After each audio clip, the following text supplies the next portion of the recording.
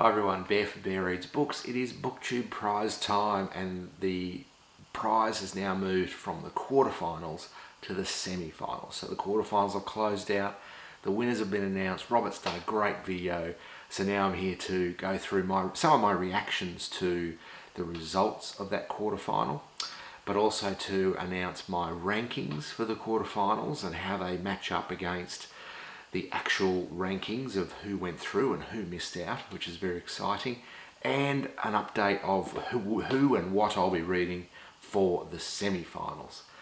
So for those that don't know, I was doing non-fiction for the quarterfinals after doing fiction for the octafinals, and in the semi-finals I'll be back to fiction. So I've gone fiction, non-fiction, back to fiction.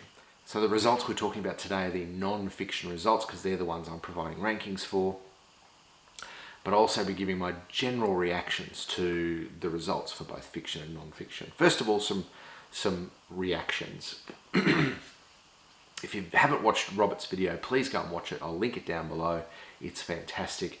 There were some surprises in both fiction and non-fiction, and the things that I had written down for, let's say, non-fiction, because I was reading non-fiction for this round. So the surprises in non-fiction were that the Ice at the End of the World didn't get through, and I was very surprised about that. Ice at the End of the World by John Gertner. It was a book I was really looking forward to reading, and I think there should be more of these sort of nature books, exploration, natural world, sort of those kinds of books, and I really want there to be more on the list of those things, because I think where the failing was this year, it was an awful lot of biographies that were just a retelling of people's lives, and they have, for me at least, become really tedious and tiresome. So that one didn't make it, and the other one, the history-based one that didn't make it, is The Heartbeat of Wounded Knee by David Truer. Didn't get through, and I'm really surprised by that. Another one that I was very, very, very keen to read, that's Three Verys. So, but the ones that did get through are those biographies and memoirs, and yeah, they were the ones that bothered me the most from the list this year. In fiction, the things that didn't get through, or the things that surprised me the most, Lost Children Archive by Valeria Luisellis didn't get through, and I think it's still one of my top books for 2020 so far. I read it this year rather than last, and it was absolutely superb, and I'm disappointed that it didn't get through. Also disappointed that Trent Dalton, Boy Swallows Universe, finally bows out. For an Australian book, he's had a fantastic run in the Booktube Prize, and in fact all of these prizes all around the world. It's been so well received, and I haven't seen a bad review of it, so I'm not sure what people's thinking of in dropping it off in this round. I'm guessing we're just getting to the pointy end of the competition, and there's a lot of great books to go up against it, and it just didn't get there. So I'm a little disappointed about that, because that is a fantastic book, Boy Swallows Universe by Trent Dalton. The Nickel Boys didn't make it through, so if you watch Robert's video, Nickel Boys is out, Colson Whitehead. Again, I haven't read it. I was hoping it was going to be on my next fiction group, but it's not even there. And Ducks Newburyport is out, and I think there's still a few of these experimental fiction books left in the list, but they are very short. So things that are like Max Porter's Lanny, this experimental fiction, but it's very short. So I think that's one of the reasons why it's still in, as opposed to Ducks Newburyport, where it was just too much hard work. It's too much of a challenge for a book, for a prize like this, where you've got some very great competition from all different genres, so not high-end literary genres. And The Far Field finally bowed out. Yes. I've promised a few people on my channel that once Maduri VJ's Far Field bows out, I'll be finally publishing my review video of that. I didn't want to spoil it for the competition. I wasn't reading it for the Booktube Prize. I read it at the beginning of the year, absolutely hated it. So I'm going to be doing a review about that. I'll finally publish it. So some surprises there in fiction and non-fiction about who's in and who's out. There is always going to be those surprises though in any sort of prize. But let's move on to my rankings. I read 6 books. I was in group, I can't remember. It's terrible. B, C, you'll recognise it once I go through. And my rankings were slightly different to the final rankings. So the 3 that went through weren't the same as my 3 that I would have put at the top of the list. They were close, but not quite. So let's start with number 6. Quickly a comment about the overall quality of the 6. I did find the quality wavering, whereas in the fiction I certainly enjoyed almost all of the books in my pool. I can't say that about non-fiction. There were a few in this pool that I simply did not enjoy, and I'm finding that some of those memoirs and autobiographies that I mentioned before are really quite tedious, and I'll describe them as I go. But my rankings, in at number 6 was the only book that I picked up as a physical book for this prize. Everything else I had to do on ebook, and that is Dave Cullen's Parkland. I really wanted to enjoy this more. I just feel that it wasn't well written.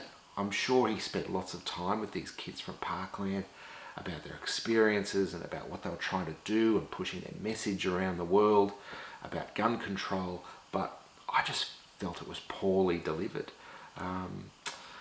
Dave Cullen was writing about Parkland. His previous book was writing about Columbine. I don't know, maybe Dave Cullen just needs to write about other stuff, perhaps school shootings. It was okay, it just wasn't great. So that was number 6. Number 5 for me was Solitaire by Albert Woodfox, and that's going to come as a surprise to a lot of you, and this well and truly fell into those biographies that just dragged on.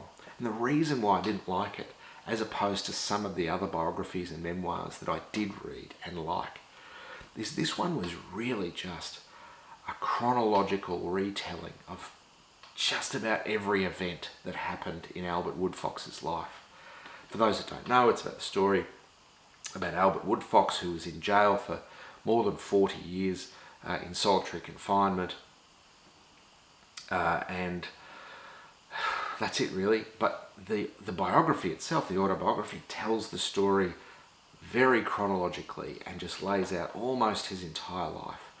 The kinds of biographies that I really like and that really capture me focus in on a certain event or a certain part of their life. But this one just laid everything out, and at times it just got repetitive and it was just one thing after another, and it was then this happened, and then this happened, oh, and then this happened, and it just got a little bit so-so. The other thing that I was not sure about with this book particularly was his justification. So what exactly is he trying to explain to us? Is he trying to say that being in solitary for 40 years isn't right, or is it a redemption story? Is he saying that he's now a good person? Because he was a truly awful person. Let's not get this wrong here. Albert Woodfox was a truly awful career criminal who could not get his life on the straight and narrow. He was in jail for some pretty bad stuff, and he didn't really seem repentant for that. So when it comes to being charged with offences that he didn't actually do, and there are some of those, he was charged and had his sentence extended for a very long period for a thing he didn't do. He's very clear on that. But he was in jail for a lot of things that he did do. So this is not a story where an innocent man has been wronged. This is a story about a guilty man who just happened to be, who was also framed for something else. And that is horrible. Don't get me wrong, that is a horrible thing to have to happen.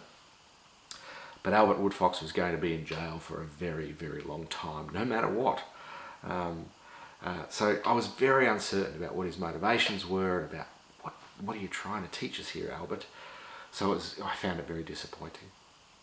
Number 4, How to Be an Anti-Racist by Ibram X. Kendi. And this kind of fell into the same trap as Albert Woodfox's Solitaire, in that it was the story of Ibram X. Kendi's life. More interesting than Albert Woodfox, I felt, because it shows his growth and maturity as a man and how he thinks about race in the United States and how that changes and evolves over time. And by his own admission, he was a racist. He was, as a black man, he was racist against white people. And then that matured into a racism against black people themselves. And then now the book is trying to reframe the vocabulary of race in America by developing this term and defining this term called anti-racist and what that means. And the book is very clever in that it balances what an anti-racist should be with what the norms of American society is now and how they are inherently, and how those norms are inherently racist or assimilationist or any other terms that he places on them. So in that way it's very interesting how he puts all that together. It is an incredibly complex argument though. This is not a biography. This is cultural commentary at its best, but it is very complex. And that's where it lost me. It was a difficult read. So that's why it lost me. But as a sheer entertainment value story, it trumped Albert Woodfox's biography, just in the way he laid out his development of himself as a man, as a black man in the United States. So that's the bottom 3. So the top 3, here we go. Number 3 is Charged by Emily Bazelon. And again, this is about the criminal justice system and about how people navigate the criminal justice system in the United States. There was a lot of crossover between these 3 books in the list.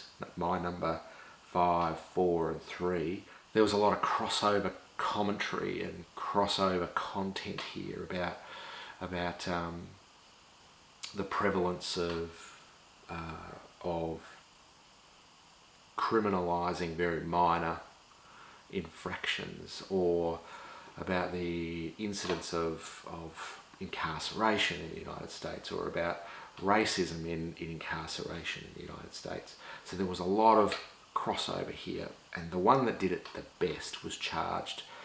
The 2 stories that they follow through the criminal justice system in this book, one black male and one white female, are fascinating. The things that these 2 people and their legal teams had to go through and the hoops they had to jump through in order to avoid a very long prison sentence for something that they simply did not do, was absolutely incredible. And the point that it's making is that you can't avoid pleading guilty in order to stay out of a very long jail sentence. And these 2 people were essentially innocent of what they did, but their only way of avoiding a death penalty or a life-term jail sentence was to plead guilty to a lesser offence, serve their time, get out and move on, which is completely unacceptable. So it discusses those issues very clearly about how people move through the criminal justice system, how bail is set, how deals are made for lesser charges, and the guilty pleas. They're thoroughly interesting and discuss those issues much better than Solitaire and How to Be an Anti-Racist. So that was Charged, and it was more like reporting. It was more like reporting than a memoir or social commentary. It was that reportage, and I think that's what made it quite engaging. Reportage is always short and snappy, and it made the storytelling very engaging. So that leaves 2 to go. As soon as I announced number 2, you're going to know what number 1 was. Number 2 was Maybe You Should Talk to Someone by Laurie Gottlieb. Now this is the biography or memoir of Laurie Gottlieb as she finds her feet in a career in not counselling, but in therapy and being a therapist in the United States. And I found it incredibly fascinating. Just the careers she had before she decided to be a therapist, and even how people care for their own mental health when they are a therapist, and the thought processes that therapists go through as they're dealing with their customers or they're dealing with their patients. I found all very, very fascinating, and it gives you a really good picture into the busy life of a therapist and the anguish and pain they go through for their clients. They are not automatons that sit there and take notes just listening. They think deeply about how to make the lives of their clients better, or how to bring their clients through some sort of trauma to the other side. I found it very, very entertaining. And Laurie Gottlieb writes very well. That was one of the big standouts between these top two, which there was a large gap between these top two and the bottom four. I think in the quality of writing, in the level of engagement, and just as pure entertainment value, I think the top two were far surpassing the bottom four. And the quality of the writing by both Laurie Gottlieb and my first pick was phenomenal compared to all of the other books. So that was number two. Number one, of course, you already realise, was Underland by Robert Macfarlane, and this was amazing. This was nature writing at its absolute finest, and I really want things like nature writing or history or those kinds of topics to be further up the ladder in this Booktube Prize, rather than memoir, social commentary. I think, especially for Robert Macfarlane's Underland, it was smashingly good. I mean, he's exploring the underland, so everything under the ground, so the roots of the trees, tunnels, caves, under the water, and he was an adventurer himself. He would go out and meet the people that could take him somewhere, like the catacombs under Paris, and then they would spend days underneath the earth exploring the catacombs or exploring cave systems. So it's not just researched, it's nature writing by doing, by immersion. So this man was out there doing these things with the people he meets, and those experiences and how he writes about those and the imagery he uses are spectacularly well done. So nice. And the places he takes you around the world, like underneath Paris or underneath the New Forest in England. Then there's lots of other places, but it's amazing. He takes you underneath a nuclear waste facility. He takes you to a nuclear waste facility in right up in the Arctic somewhere, inside the Arctic Circle. So he covers a lot of ground here. I mean, it's not just nature writing. He's making commentary about our reliance on fossil fuels, our reliance on nuclear energy, and what we do with the waste. He's making commentary on conservation. He covers a lot of ground. There's some really good information in here, and I thoroughly enjoyed it. It was the standout of the six for me by far. I would love to hear your comments about how you would have ranked these six books. Hopefully I've been clear about how I made the choices I made. It was a really challenging group for me because there was a few standouts at the top. Probably those top three were easy to pick for me, and the bottom three really stood out as inferior. I would love to know what you think. Please let me know below. That's it. Congratulations on all those readers and judges in the Booktube Prize thus far. I move on back to fiction. I have a group of six, which includes Ocean Vuong's On Earth We're Briefly Gorgeous. It includes Max Porter's Lanny, which I've already read. It includes a couple of other really, really interesting books, and I'll do a separate video about my fiction group for the semi-finals. I can't wait. Enjoy your day, everyone, wherever you may be, and I'll talk to you again soon. Thanks. Bye.